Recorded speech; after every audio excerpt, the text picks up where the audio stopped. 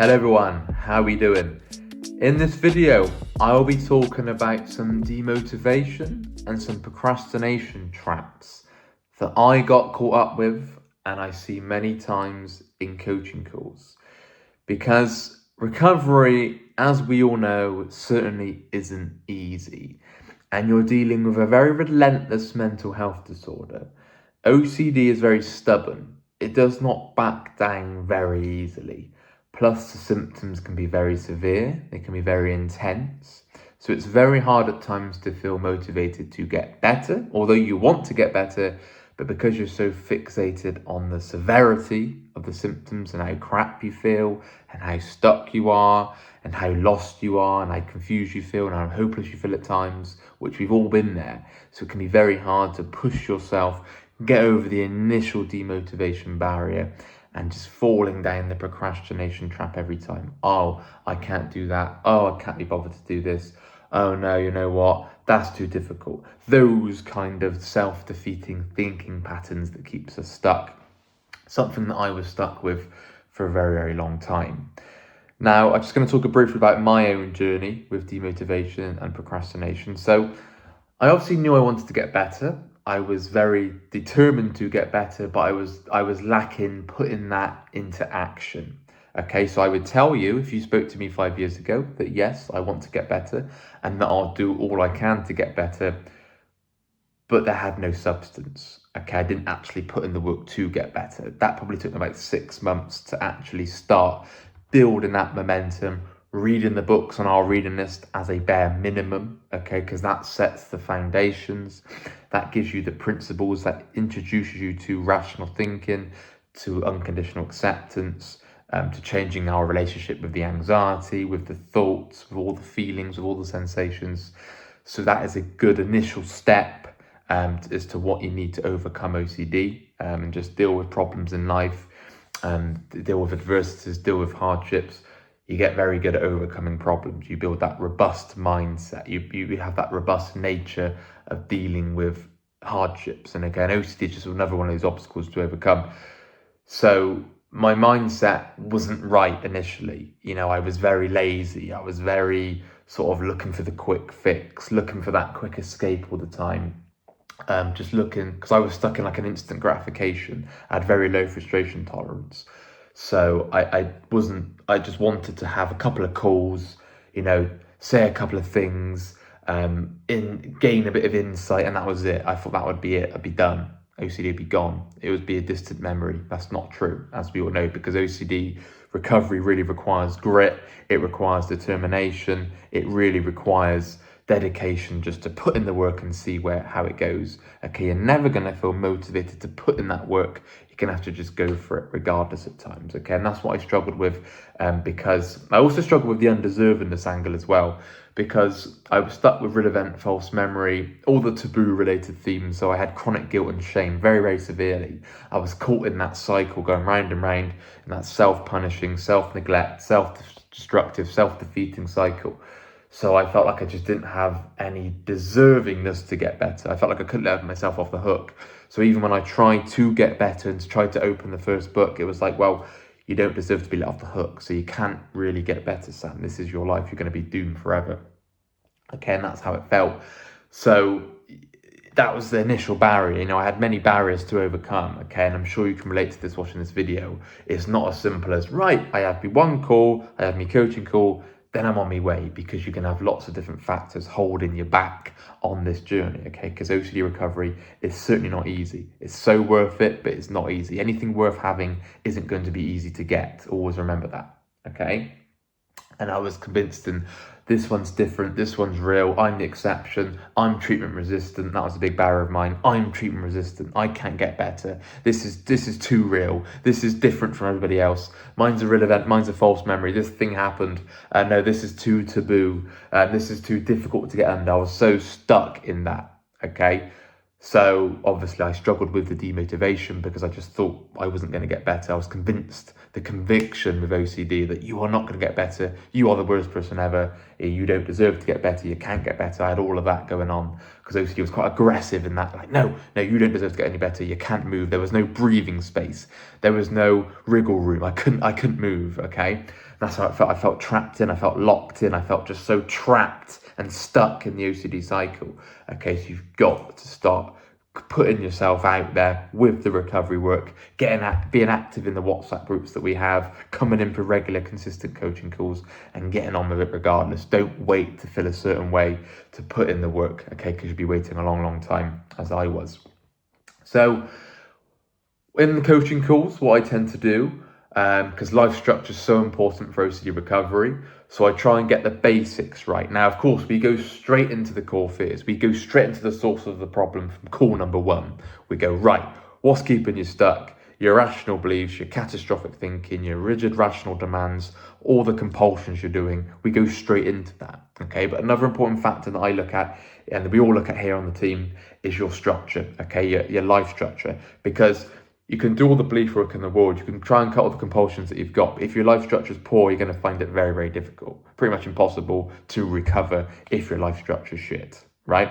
If you've got a very unhealthy life structure, and that can consist of laziness, sort of not working, laying in bed, oversleeping, overeating, looking for instant gratification all the time, avoiding leaving your comfort zone, not taking any risks, sort of just staying in that safety trap. Now, that is the ingredients for a poor life structure, okay?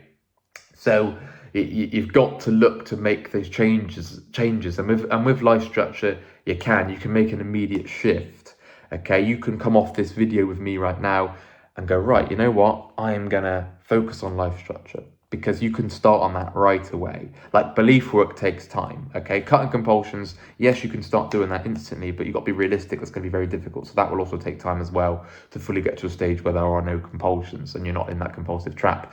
But life structure, you can make that change, boom, like that. If you're not in a job, you can look to go and get a job. If you're laying in bed to 11 a.m., I'm not talking night shifts here, but if you're laying in bed to 11 a.m., going to bed at 3 a.m., not really that good for life structure when you're first on the journey, because it sets poor habits.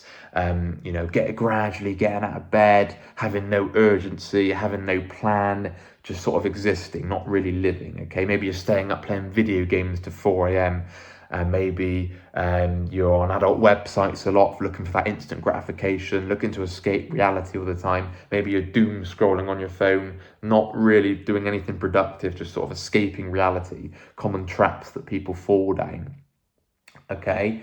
So what I tend to do is, when I get the basics right initially, like I say, we go into the source of the problem, but I also focus on basics, and that could just be your mindset, your relationship with anxiety, your life structure. I'm very motivational in how I speak in calls. People often come off the calls with me feeling very motivated, because you can't wait to feel motivated, but it certainly helps when I give that motivation. Okay, all of us here are very motivational in how we talk, because if we were all just doom and gloom and bleak all the time, it'd be very difficult to overcome this disorder. So I'm very motivational. Look, we've got to do this. What other options do we have? The way we word it, sort of like OCD's taking things away from you. And I remember when I first came in with Rob, coming off calls thinking, wow, I am so motivated now. But that would kind of disappear quite quickly, because we know what the relentlessness of OCD is like. All it took was me to get triggered, or to feel real again. OCD would sort of take it up a notch. It would scan for something else in the past. Oh God, this one's real, this one's different. It's easy to lose that motivation very, very quickly, okay? So I try and get the basics right, try and get the principles in place, try and lay the foundations to put you in the best position to overcome OCD, to get better from OCD, and looking at what you can immediately change, some action plans you can put in place with structure, developing and building that healthy life structure, building momentum, whilst looking at the core fears, whilst breaking down your rational beliefs, whilst doing your exposures and cutting your compulsions and so on.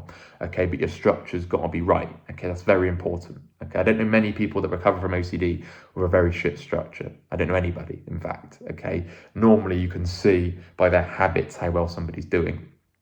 And we actually had a webinar yesterday talking about this exact thing, demotivation around recovery. Now, I can often tell whether somebody's in a great place with their mental health based on their habits, based on if they've got productive, if they're working towards a goal, if they're doing things regardless of how they feel, they're not waiting to feel right to go to the gym. They're not waiting to feel motivated to go and work. They're doing it anyway because they're building that momentum, and recovery does require momentum. Okay, so poor habits does tell me a lot about how you're going to get on with recovery. Okay, if you're procrastinating a lot, if you're putting things off, if you're quite lazy, if you're just sort of all talk, no action, you're going to find it very difficult to recover, because recovery is going to require a lot of frustration, a lot of discomfort, a lot of things not going your way, i.e. you're going to be feeling like shit at times and you don't really know why. You're thinking, why do I feel so anxious? You got to just grin and bear it at times and just get through it. Do all you can just to get through it, okay? Taking it one day at a time, just getting through it, okay? Because if you've got the mindset of, this is too difficult, I can't cope with this, you're going to find it very, very difficult, okay? So the basics have got to be right. Structure, relationship with anxiety, motivation, and so on, okay? So just some quick tips of how to build a healthy life structure. So working, like I say, getting a job if you're out of work, not only for financial benefits, but it helps with routine, it helps with structure, it helps with building that healthy routine. Because if you're suffering with OCD and you're sat at home just staring at a wall feeling sorry for yourself, you're going to find it very, very difficult, pretty much impossible to recover if you've got nothing else going on in your life. Because a job not only provides financial benefits, but it provides that career, it provides something to work towards, it gives you that healthy distraction, which is very, very important. Okay, like I say, getting up early in the morning, not oversleeping, any kind of escape mechanism behavior you've got to be careful of, because that can lead into an addiction, that can lead into just escaping reality, that can lead into sort of running away from your mind, which isn't going to work. Okay, and they're usually unhealthy behaviors. They can easily become unhealthy addictions quite quickly. Okay, so something to watch out for. Exercising regularly.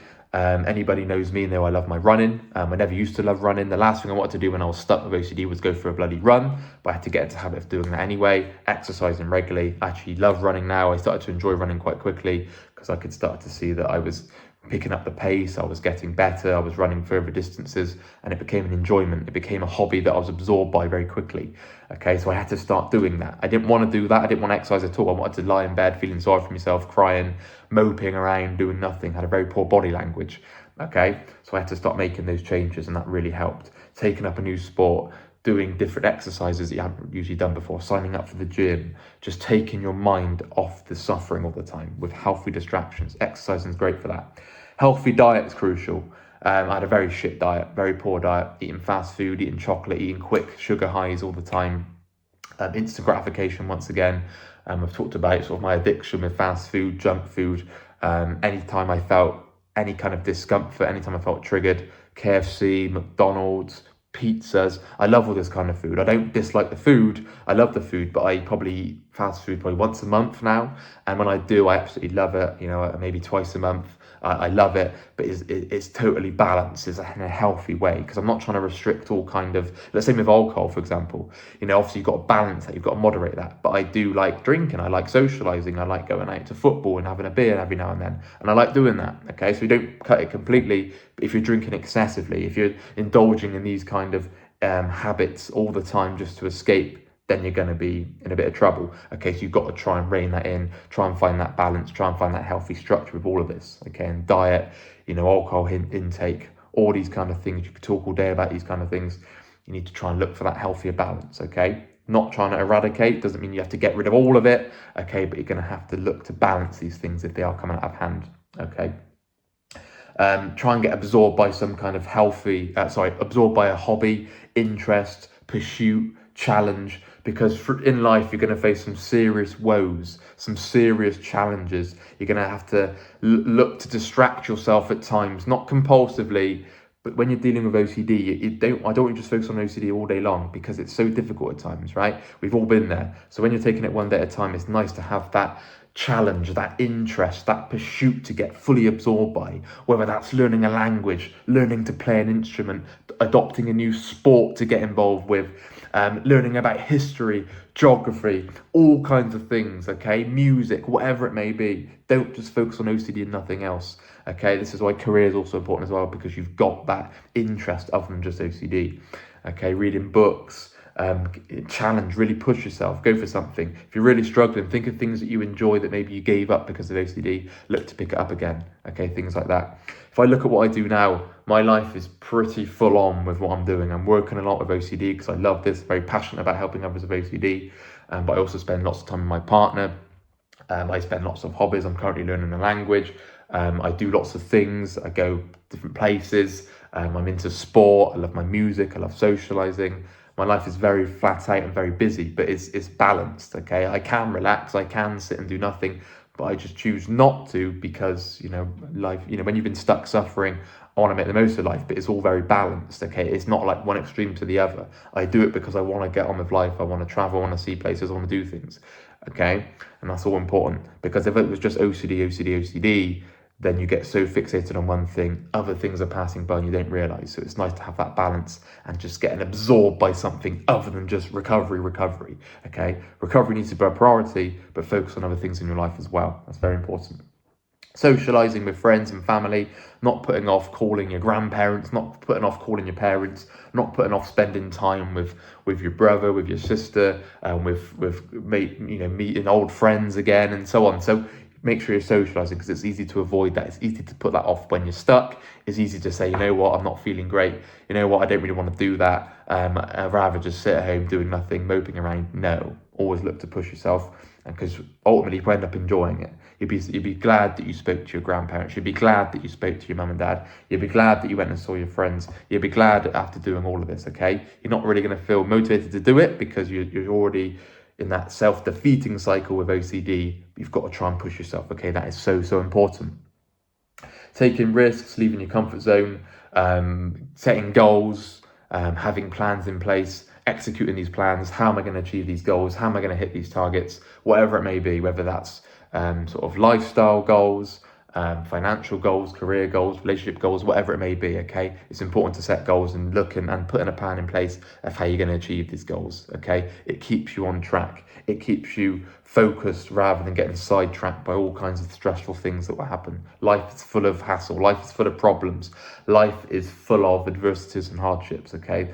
They're going to get real events. You're going to get all things happening. So it's nice to have these plans. Yes, you have to tweak these plans at times. Yes, you have to adjust these plans, but it's nice to have these goals set and looking to achieve it, because it keeps you motivated. It keeps you pushing forward. Even when you're facing demotivation, it gives you something to achieve, okay? For example, as you know, I'm learning a language.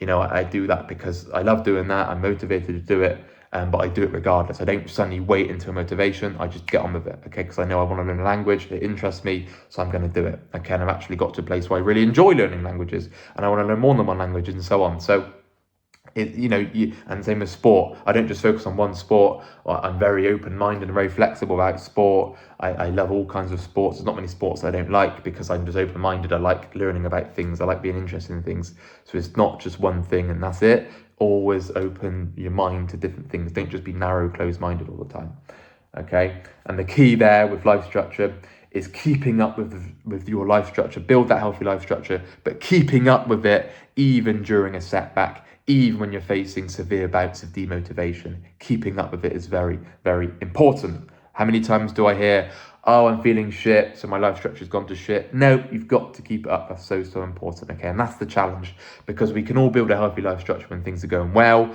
The challenge is when we're going through a tough time, when our back's against the wall, when we're triggered, when we're having a setback, when we feel demotivated, when we feel hopeless again. It's keeping up with that structure. That is absolutely key, okay? So I want to identify some self-defeating thinking patterns that got me in the cycle, that kept me stuck for so long.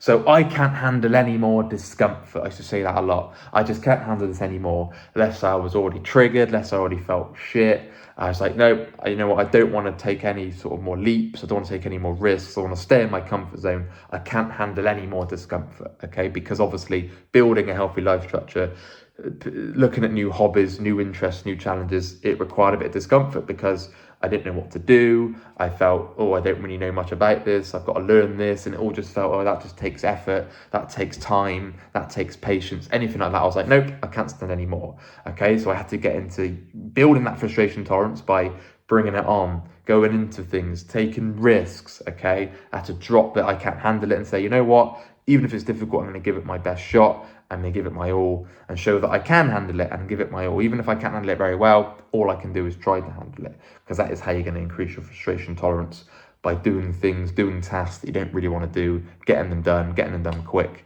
and building that momentum. Okay. I used to say things like, I'll settle for what I've got. When I was coasting, that was my biggest trap. Oh, I'll settle for what I've got. Oh, this is comfortable enough now. This is fine. I don't have to push myself anymore. I'll settle for this. That's fine. And that was how I coasted. That's why I just stayed in that comfort trap for so long, because I just thought, you know what? Anything else is super scary. I'm functioning now. I'm at a place where things are comfy. I've got a job. It's all good. I don't really want to push myself anymore because that may involve some discomfort. I'll settle for this. And that is how you leave the door wide open for a setback. Okay, because then you coast. Then you just think, you know what, this will do. I'll settle for this.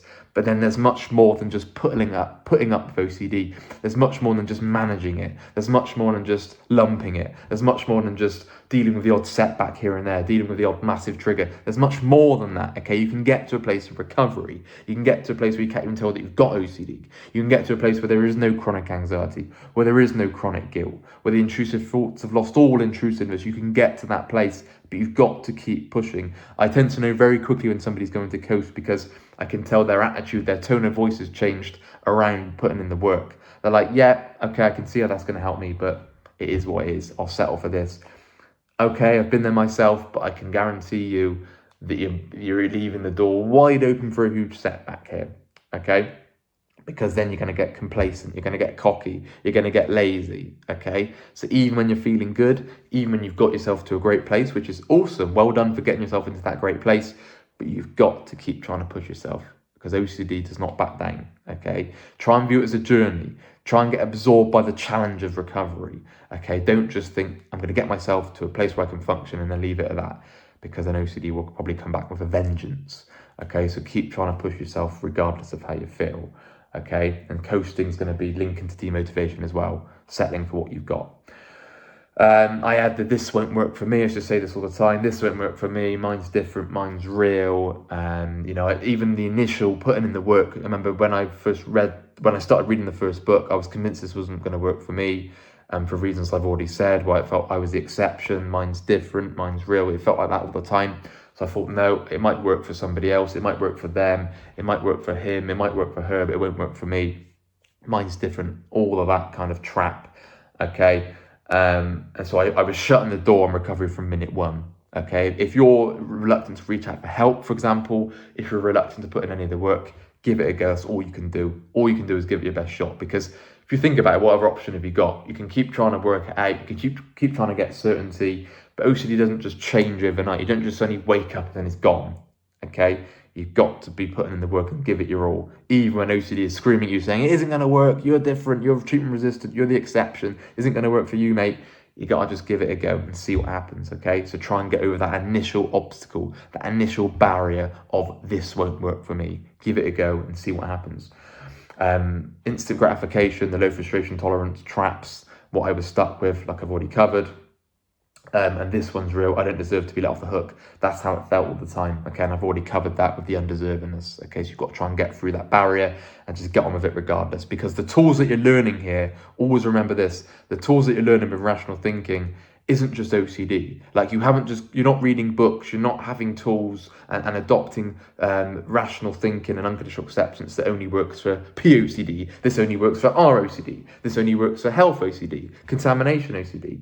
Okay, the tools that you're learning is rational thinking. They work for life. Okay, none of the books on our reading list even have OCD in the title. Okay, they're not even just OCD tools. They're rational tools to help you with any adversity, to change your outlook on yourself, your perspective on life, your compassion towards others, your acceptance of yourself, unconditional acceptance of yourself, and so on, okay? So don't just say, oh, well, that's it, this won't work for me. Give it your all, okay? Hence why the first book is called How to Stubbornly Refuse to Make Yourself Miserable About Anything, Yes, Anything by Dr. Albert Ellis. If you were the exception, it would say, oh, except you watching this video. It would say your name and it say, well, except you. Well, it doesn't. It can work for anybody. Okay, so give it your best shot. See what can happen, even when it feels super, super real and convincing. Okay, and just to summarize this, How do we break the demotivation and procrastination trap? Well, all the points that I've covered, okay? But just briefly, I want you getting things done and getting them done fast, okay? Don't wait to feel motivated. Don't wait until any certain or specific feeling. Get it done regardless of motivation, okay? If you're waiting for motivation, you could be sat on your deathbed waiting for that. You're not going to suddenly feel motivated. The motivation comes with momentum. It comes with time and patience, okay? As you really start getting better, you then start feeling more motivated to put in the work. But even then, you're going to get bouts of demotivation throughout the journey, okay? So get on with it. Don't wait for a feeling. Look to build momentum. Look to march on, striding on, taking huge strides, even when you're getting setbacks, even when you're getting triggered, even when you're going for a relapse. Get marching on, right? Even if I fall off my bike, I'm going to keep going, okay? That's how you build the momentum. Even when you slip up, you get back on your bike and you keep going, okay? Regardless. If you slip up and go, that's it, I'm giving up now, this isn't going to work for me, you're not building momentum. If you're only putting in recovery work every now and then when you can be asked, you're not building momentum. I can't highlight enough. I did a video recently, I think I went up a couple of days ago, probably a week ago, if you're watching this video in a week's time or whenever you're watching this video. Building momentum is absolutely crucial. You know, if you want to recover, you've got to get into building those healthy habits, get into structure, with the reading, with the disputing work, with facing your fears, cutting your compulsions, doing your exposures and so on. You know, you've got to build that momentum, okay? So if you slip up, you get back on your bike very quickly. You don't procrastinate. You don't just put things off because you're too triggered. You get on with it regardless, okay? Momentum is key. Get used to doing tasks feeling uncomfortable. Same again, don't wait for a feeling. Get used to the discomfort. You become comfortable being uncomfortable, that's key. Zip up that uncomfortable coat. Get used to feeling any feeling and bring it along for the ride, okay? Absolutely vital. And just to end it on this, if you are really struggling with demotivation, always ask yourself, well, what other options have I got? I can stay doing the same thing I'm doing right now, working things out, ruminating over and over again, trying to get certainty, avoiding, doing compulsions, seeking reassurance, venting, confessing, all the things that you're doing was keeping you stuck. Or you can carry on doing that, but it hasn't got you very far, because you wouldn't be watching and listening to me speak right now, would you? Okay? So if you want to make change, if you want to get better, it's going to actually take work. It's going to take you implementing action and putting what you're learning into practice, okay? It will take time, patience, consistency, and perseverance with the tools, but you've got to start somewhere. You've got to think, well, what other option do I have? What's the alternative? I can either remain stuck or I give it my all and do all I can to get better and recover. Okay, that's all we can ask for. That's all you can ask for. And then you're giving yourself the best chance of recovery because your future self is then thanking you. If you just give up from minute one and say, this is too difficult, I'll go back to working it out, it's up to you, but then you're going to remain stuck because you've been trying to work it out for so long and it hasn't got you anywhere. Okay, cool. So I hope you've enjoyed this video. If you have, please leave a like. If you're interested in our coaching calls, please email phil@ocdrecovery.com. My name's Sam. You got Rob here, you got Nick, you got Momin, and you got Gemma. And if you email Phil, you can get booked in with one of the team here, and we will get you reserved for a slot as soon as we can and get you started on your OCD recovery journey. Anyway, you take care, guys, and we'll speak again. Bye-bye.